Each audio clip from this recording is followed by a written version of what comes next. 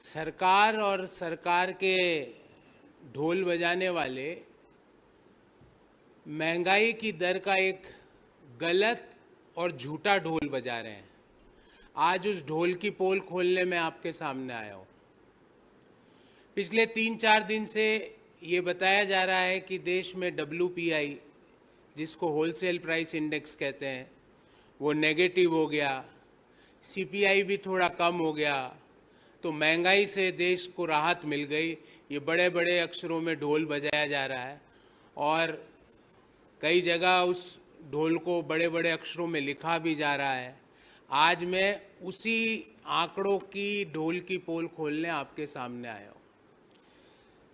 Negative wholesale price index कुछ essential commodities में हुआ, पर मैं आपसे पूछता हूँ, क्या एक भी एसेंशियल कमोडिटी की कीमत में कोई कमी आई? आंकड़े छोड़ दीजिए, आंकड़ों की बात अभी करूँगा 5 मिनट बाद। वेजिटेबल्स, फ्रूट्स, ऑयल्स, सीरियल्स, इसमें WPI या तो नेगेटिव आया, और नेगेटिव भी छोटा मोटा नहीं, डबल डिजिट नेगेटिव। पर क्या सब्जियों के दाम आपको कम होते दिखे, या देश में किसी और व्यक्ति को कम होते दिखे? क्या अनाज के दाम किसी को कम होते दिखे?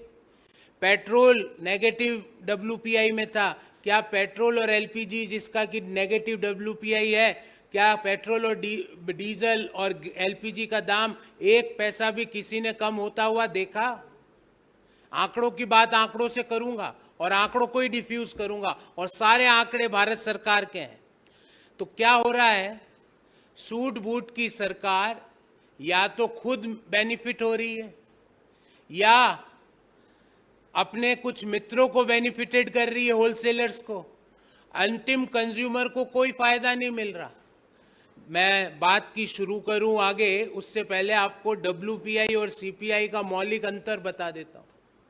WPI wholesale price index retail, जो रिटेलर कंज्यूमर को जो चीज बेचता है, उससे पहले जो भी प्राइस में डिफरेंस आता है वो WPI में कैप्चर होता है।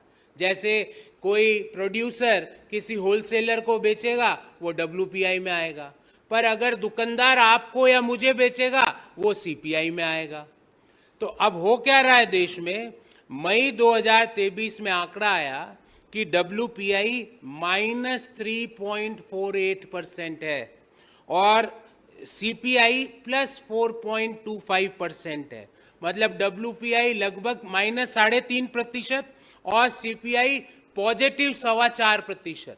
और मैं कुछ जरूरी वस्तुओं के WPI रखता हूं आपके सामने। सब्जियों में -20.1%, आलू -18.7%, ऑयल सीड्स, जिससे कि ईटेबल ऑयल बनता है, उसमें -15.6%, वेजिटेबल ऑयल्स एंड फैट्स, जिसको हम घी कहते हैं, वो -29.5%। ये WPI मतलब जो प्रोड्यूसर है उसके वहां से दाम कम हो रहे हैं।